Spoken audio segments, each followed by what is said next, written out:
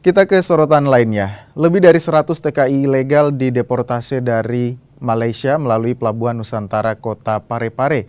Mereka dipulangkan dengan berbagai masalah, mulai dari dokumen hingga kasus kriminal.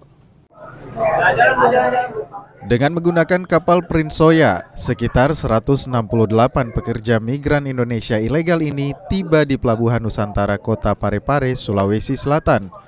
Para pekerja migran ini dipulangkan dari Malaysia dengan berbagai masalah, termasuk kasus kriminal hingga kelengkapan dokumen. Daerahnya di Sinjai. Ya, orang tuanya Sinjai, tapi kerja di sana. Kerja apa di Kelapa Sawit. tiba-tiba dideportasi?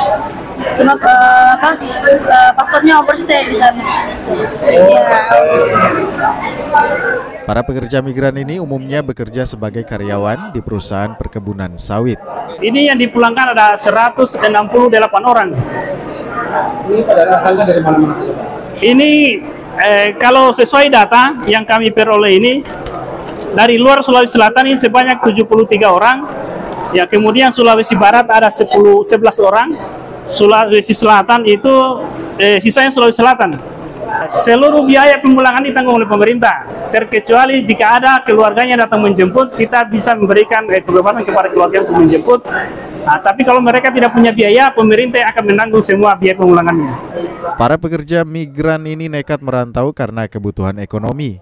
Petugas Pos Pelayanan Perlindungan Pekerja Migran Indonesia atau P4MI memastikan seluruh biaya pemulangan ditanggung pemerintah.